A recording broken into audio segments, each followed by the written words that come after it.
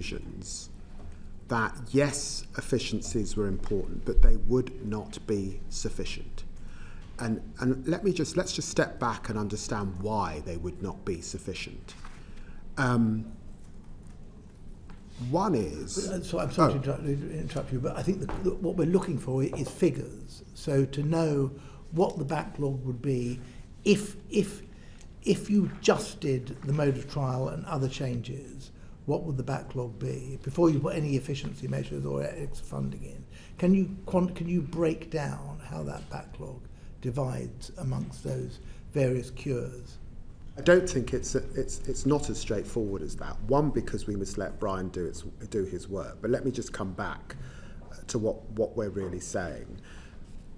Running a Crown Court trial is a bit like running an operation in a big hospital. It requires more than just the judge and the jury. It requires barristers, and we have, as you know, got a real problem with the pipeline of criminal barristers, and that's why I made the announcement that I made.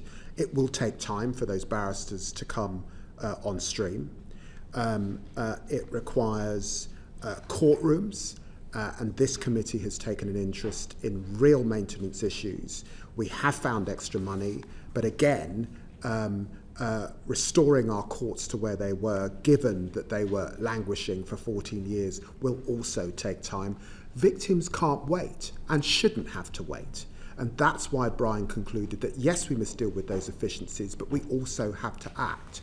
And when we look at the cases vacated, when we look at the cases that are effectively unable to go forward, a part of those are related to efficiency, but some of those are also related to how the process is working between the magistrates and the Crown Court. And so the judgment that Sir Brian takes, and I accept that he's right in this, was, could our magistrates do more?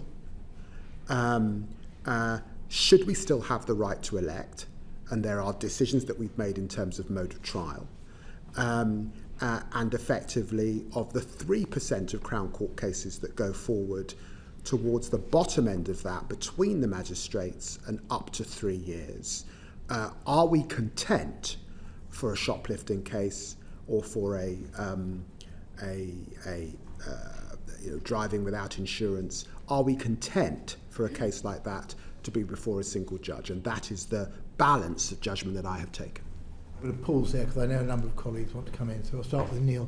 Thank you very much, Chair. Lord Chancellor, I'd like to come back to the issue of the evidence base for curtailing jury trials.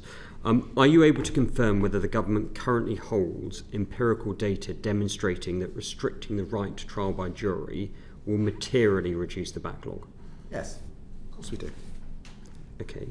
If that data exists, will you not only publish it but ensure that it includes all the assumptions associated with it, all the modelling and all the sensitivity analysis?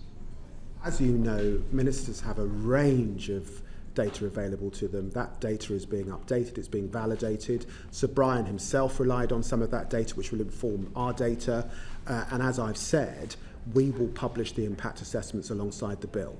And I will seek to help the committee as it seeks to scrutinise that as we get to that stage in the spring. At the risk of repeating the question, you've said you'll publish the impact assessment, but will you include within that all of the assumptions, all of the modelling and all the sensitivity analysis? I will include, of course, the assumptions that sit behind where we've got that enables Parliament to properly scrutinise and helps people understand why the government has arrived at the position it has. Noticed you're reluctant to use the word all. Will you produce all the analysis? I will do what I deem appropriate for the purposes of this bill passing and to ensure parliamentary scrutiny. I've been in Parliament 25 years. I've seen a number of impact assessments, both economic and equalities. Equalities is particularly important in this area, as is the economic data that we believe will drive down the figures, and of course that will be available to the committee. You will be aware that both the Bar Council and the Criminal Bar Association have concerns about this specific proposal. They have requested the data.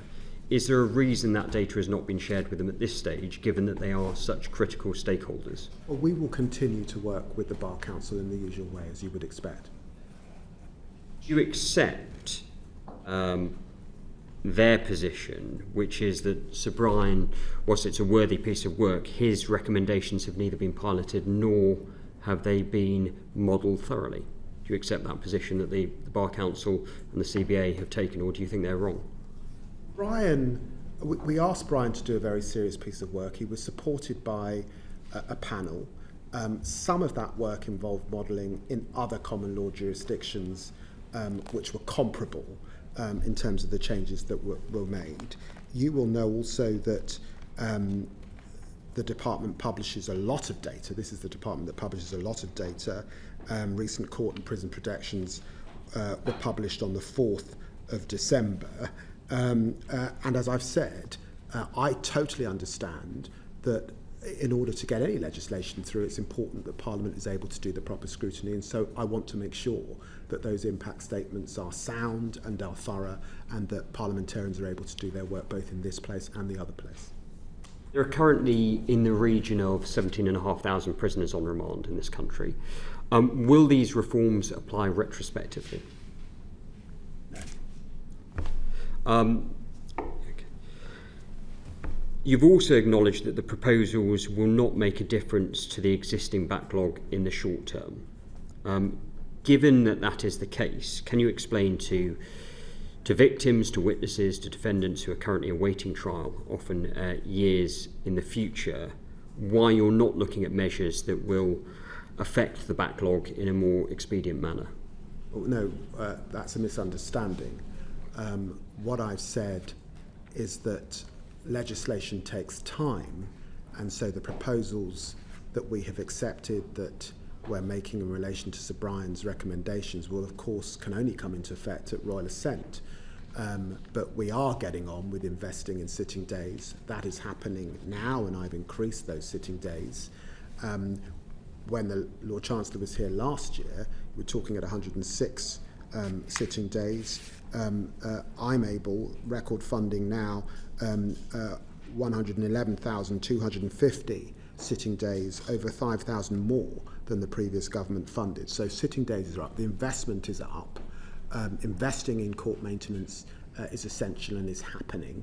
Modernisation is key, and part of that modernisation will emanate from Brian's part 2, which we can get on with from the spring of next year. So that will be happening. Sir Brian's report actually envisaged trials taking place with a jury and magistrates, not judges sitting. A judge and magistrates, not judges sitting alone. How does the government reconcile that distinction with the current proposals that are being put forward? I think Brian recognised that we might come to a different judgment, and the judgment I came to was we are giving our magistrates more power in the magistrates' court in terms of their sentencing up to 18 months, but they could go to, or the government has the power to take that to 24. I'm recruiting more magistrates at this time, and therefore on reflecting other systems, particularly the system in Canada, I settled on the single judge. Does it not mean that the evidence base which Sir Brian has reached was based upon his hypothesis of a judge and magistrates and not on a judge sitting alone, and therefore to extrapolate that would be a false result? That's why the Honourable Member rightly expects the modelling and the impact assessment in relation to the bill that we've actually come forward with, and that will be available to the committee. That opens the question that modelling hasn't been done to date, and therefore this is a proposal that is... It opens the question that, as I said, that the government is doing that modelling. Some of that modelling is based on where we end up with sitting days and the concordat with the Lady Chief Justice. That will be available at the point at which we publish a bill in the spring. But I will seek to do what I can in relation to this committee before that, if I can. That's the undertaking I've given. But it is a case that the modelling is not complete at this stage, and therefore it's based on assumptions that... The modelling is ongoing. Do you accept that even if Sir Brian's analysis is correct and that it will lead to a 20% reduction in trial length, that would only apply to a fraction, about 3% of trials in total? Yes. The other issue, of course, since you've touched upon, Lord Chancellor, is the presence of advocates and having enough people going into the criminal bar. Now, we know that junior barristers don't go into the criminal bar because it pays well. They go into it because they have a passion for criminal law. Now, part of that, of course, is the thrill, if I can put it that way, of being a jury advocate. By removing those opportunities, are you concerned that that will reduce the number of individuals who will choose to go to the criminal bar when they could have a much more profitable career, perhaps in the Chancery or other areas of law? Well, it's precisely because I'm worried about the pattern and what we're seeing with the criminal bar, and indeed with criminal solicitors, that I've made the investment that I have in those match-funded mini pupilages, so that we see the next generation of criminal barristers coming through. That's hugely important over this next time. And so obviously there has been some attention on changes to jury trial, but I don't think we should lose the significant investment that we're making in legal aid, the uplift in fees, and the mini pupillage scheme, match-funded scheme, to ensure that we have that next generation of lawyers coming through. I think part of your question is also, is there some disincentive almost to become a criminal barrister? Just to emphasise that trials are running longer, trials are more complex, there will be a significant number of jury trials, and indeed patterns in terms of more serious cases would suggest that there will still be a lot of jury trials. So there will be quite enough work to go around. Has your department undertaken any analysis of the impact that changes to the jury system will have on retention, particularly at the junior end of the bar? Sorry? Has your department done any analysis as to the impact of the proposed changes to jury trial on the retention of the junior end of the bar? Both the analysis that the Criminal Bar Association has done, the Bar Council have done, and the department has done on workforce informs the decisions that we've been made about mini pupilages, precisely to deal with some of the retention issues. And I should just say that following our reforms, it's still the case that around 3/4 of trials in the Crown Court will continue to be heard by a jury. That's a slightly different answer. That's about the wider retention issue of the criminal bar. I'm asking specifically about your proposed changes to jury trials. Have you done any analysis on that? And as I've indicated, of course we've done analysis. That is why we are putting money from taxpayers into a match-funded system to increase the number of junior barristers. Of course, what sits behind that is analysis and trends that we're seeing in the criminal bar. Grateful, Chair. I'm going to be Vicky Slay, but just clarify, if you would, Lord Chancellor, one point. Is it a quarter or is it a half of jury trials? Because I asked a question of the Prime Minister yesterday at Liaison Committee. He said a quarter. I think you just said a quarter. Your letter to me from last night says that of the 3% currently subject to trial, 0.5% will be in the Crown Court Bench Division, 1% will be in magistrates, and 1.5% will continue as juries. So that's half. And that's the answer that one of your junior ministers, Jake Richards, also gave to the Human Rights Committee, because I'm sitting on it last week. So is it a half or is it a quarter of jury trials that will be dealt with in other ways? Sorry, I'm confused as to... We've got 3%, I think we're all agreed on the 3% figure. Yes. 3% Yes. Of criminal trials now are conducted in front of a jury. Is that going to go down to by 0.75% or by 1.5%? 1.5%. By 1.5%. So about half of those trials. Yes, about half. Okay, all right. Thank you. Vicky, sorry. Thank you, Chair. Some of this is going to be a little bit repetitive, but I think it's really important to really try and get to the bottom of it, because I'm slightly confused by some of the answers that you've given. The first one, I want to go back to Sir Brian Levison's recommendations. I met this morning, as I mentioned in questions earlier, I met the Law Society today, and they are deeply concerned, and what they've said is that the Levison proposals were an uncomfortable compromise but were understandable given the challenges. going beyond the Leveson recommendations is not acceptable as far as they are concerned. And the main reason being the retention of an element of lay participation in determining guilt. Where I'm slightly muddled is that earlier on you said you would be doing this anyway if there wasn't a backlog, which suggests that that's a matter of principle, whereas you've also said, well, there's the backlog, there's a pattern of behaviour, there's underinvestment. So I'm not quite sure whether it's your personal principle that we should reduce by half the number of jury trials, or whether it's circumstance. And so I wonder if you could just give me a bit more of an understanding on that, because I'm deeply worried that if the Law Society and the Bar Council and others and the majority of the public are uncomfortable, why there are so many people uncomfortable with this, but you seem very convinced that this is the right thing to do? Well, let's step back, Ms Slade, because I have been in Parliament when you have quite rightly asked very strong questions about victims. And so far in this committee, victims have not been mentioned. And we are making these changes so that women who've been raped do not have to wait 3 years, that a young woman who's raped at 16 does not have to wait until she's in the second year of her university for a trial to come forward. That is what I keep in my mind's eye. And you will recognise that, of course, it is my job and the government's job to hold, yes, the legal profession, but to hold victims at the same time, and to look at the entire system, and that is the responsibility of the government, and I see you nodding your head. So we can hold at one moment the recommendations that Sir Brian's made, and we've reflected on those recommendations over many months, and then come forward in the last few weeks with our plans, and there we will get to a bill and legislation. And I've said that I do not say that Sir Brian's recommendations are in of its entirety the whole story, because sitting days, quite rightly, is important, and modernisation within our courts and investment. So I hold that at the same time.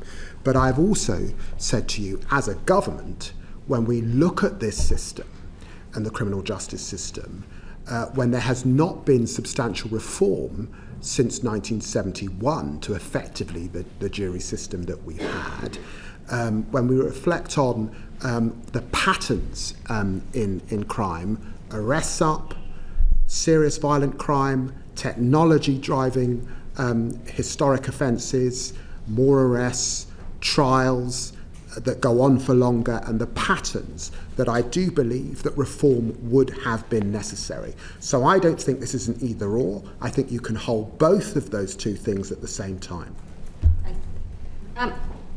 I just reference something else that was talked about with the lawyers. I know my colleague was talking about the bar, but you referenced defence lawyers. The Law Society told me today that they had an event where they introduced 120 new lawyers, of which just one was going to be a criminal lawyer.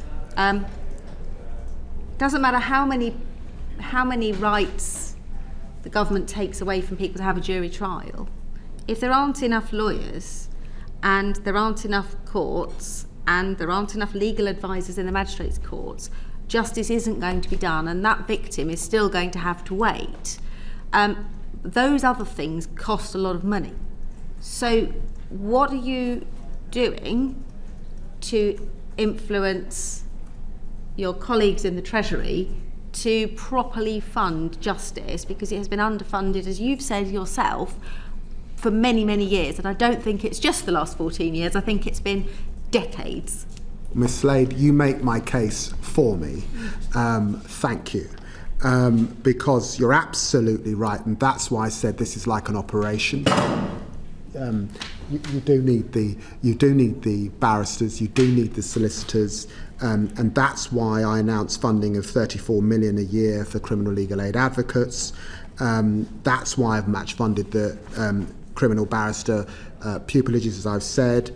That's why court maintenance funding is 120 million last year and rising to 148 million this year, but clearly maintenance does take time and won't happen overnight. All of that ecology has to come together effectively to have a trial, and all of it requires investment, modernisation and reform. Those are the three things underpinning what I'm trying to convey to the committee. And do you think that the money you're putting in is sufficient to make enough of a nudge to have the real impact in the backlog? Because if they're all, incremental tiny changes, what an assessment has been done about how much change the collective will actually have? I want to see the backlog, the waiting list, coming down towards the end of this Parliament by the next election. I want to see the trend downwards. That is what we are trying to achieve, and that is my ambition.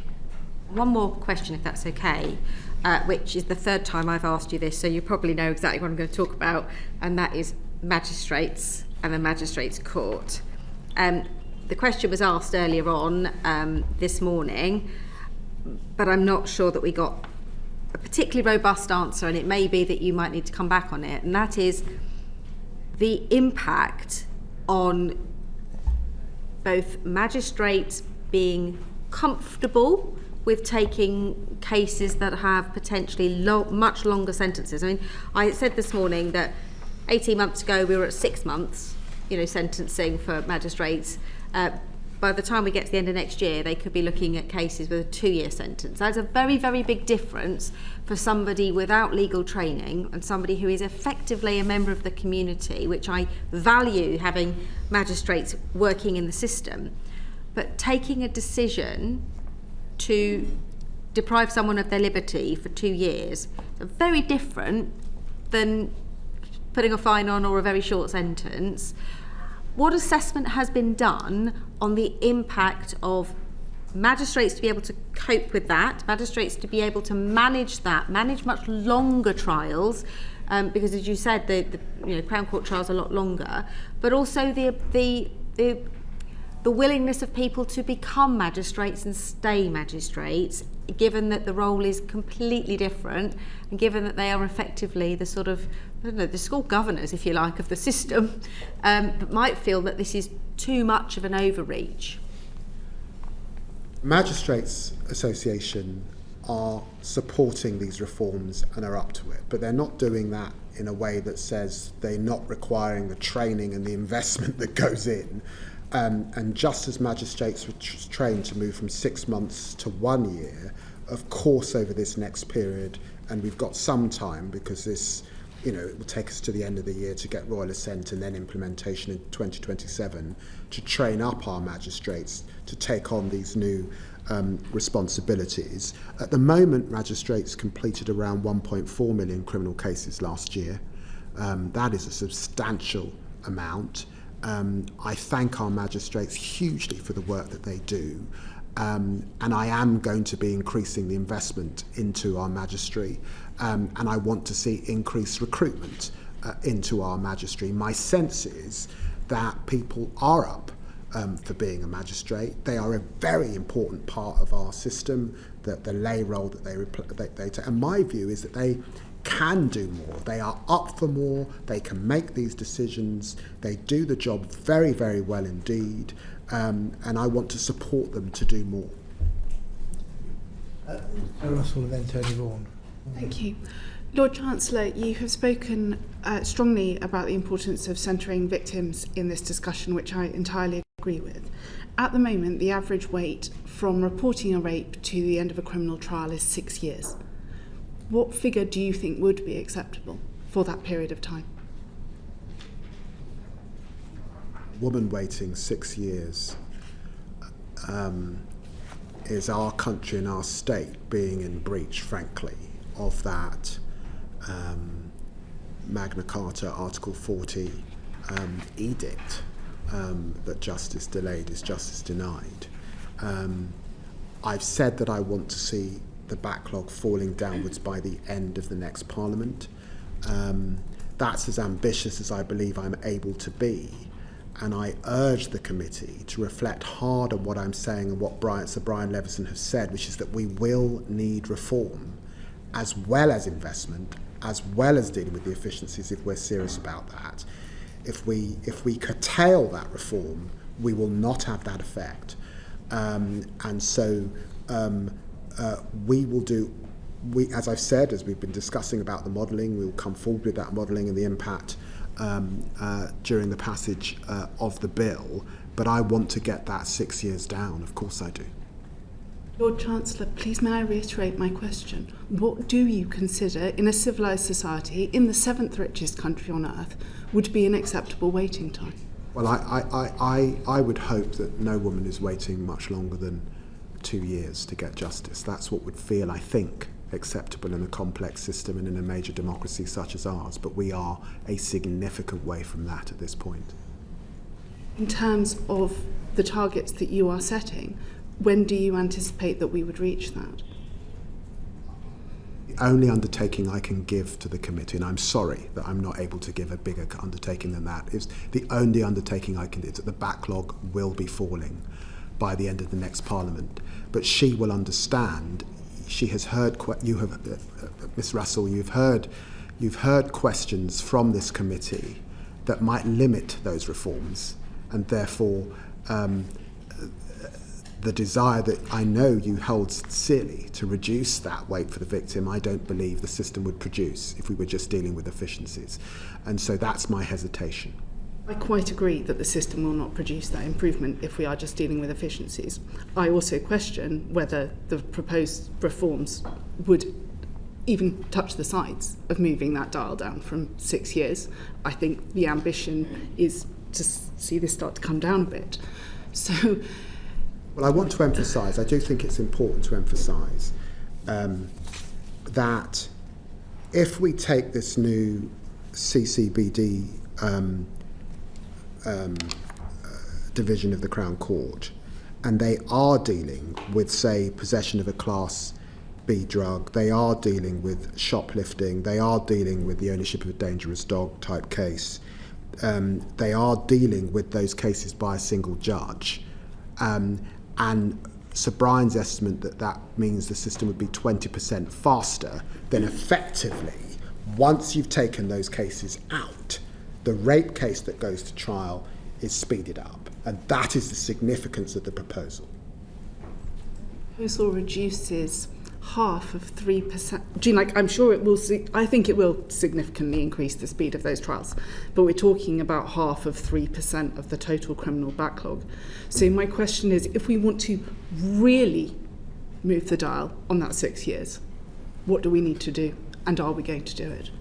No, I'm confident that if we're increasing sitting days to the end of this Parliament, and it's my intention to do that. If we are increasing investment in our courts and in our maintenance, and I hope to continue to do that, if we are implementing these reforms, that after the next election, we will be into a much better horizon for victims right across the board. Thank you, Chair. Thank you for your answer so far, Lord Chancellor. I just want to come back to this issue of the impact assessment and the 20%. So what I wanted to ask about is just will it transparently show not just the assumptions, as you said in response to your question from Dr. Shastri-Hurst, but also the evidence and the analysis underpinning that figure? And in particular, will it list all of the factors which it is said would save time, so jury empanelment and deliberations, and also list those things which would add time, so things like the judge having to write their judgment, which they don't currently have to do in a criminal case, so that we can get a sense of what really underpins it? Yes, it will. And so, in terms of the impact assessment, I mean, how much will it show? How much of the backlog reduction will come from restricting jury trial as opposed to other measures like increased sitting days? We will endeavour to do that. Will it show the sitting days that are saved as a result of restricting jury trials in sitting days? We will endeavour to do that. Brilliant. I just want to ask about the Concord Act, which you touched on earlier. Your letter said that we may need 139,000 sitting days by 2030 to meet demand. Is the barrier to sitting 139 days physical, that is not enough courtrooms or judges, or financial, And if you had the money, could you actually physically sit those days? We haven't got the judges, the courts, the barristers to sit to that. Obviously, that is an estimate of where we would be if we did nothing. But the system could actually not be that hot at this time. And in terms of what the 1% of cases that is being retained by the magistrates court, it's particularly important that you have a right of appeal that is effective. I just wanted to ask about the legal aid position and whether there would be any resource uplift from the legal aid agency to fund the proposed appeals, because as a lawyer I know that reading through a transcript, applying the law to the facts, drafting the grounds of appeal all takes time, and I just wondered whether the LAA will be providing funding for that. Well, as we're introducing a new permission stage, of course I will look at the legal aid available to make sure that people are properly represented. And I just wanted to ask about the proportion of resources. It may be that it's in the papers and I haven't picked it up, but I mean, what proportion of the total criminal court's budget is used up by the 1.5% of cases that will lose jury trial in actual money terms? Because I know we've talked about numbers of cases, and some people have said, well, obviously it's a small number to justify such a drastic reform, but what does that look like in actual pounds, and how could any savings be redeployed to cut the backlog in other ways? Can I come back to you on that? I haven't got that figure available to me. And the last thing I wanted to ask about is diversity, and that's something that I don't need to lecture you on. What specific mechanisms will there be to monitor disproportionate impacts on minority groups, conviction rates, sentence lengths, all disaggregated by race and other protected characteristics, so we can see the impact of these changes on all criminal trials, so that we can make sure there is no the problems that you identified in your report around racial bias in the justice system are not magnified, because you know very well that the conviction rates at magistrates court level are quite a bit higher than those before jury. Well, thank you, Mr. Vaughan, for asking that question, and can I be crystal clear that there will be, in the event of implementation, the undertaking and the commitment to ensure that all data is published, so that the full scrutiny of the effect of these changes in relation to different ethnic groups is fully understood. I would want to emphasise that centering victims means it is important that we recognise that if you're black, for example, you're 13 times more likely to be a victim of crime than if you're white. 43% more likely, by the way, if you come from a mixed ethnic background. And if you're black, you're 4 times more likely to be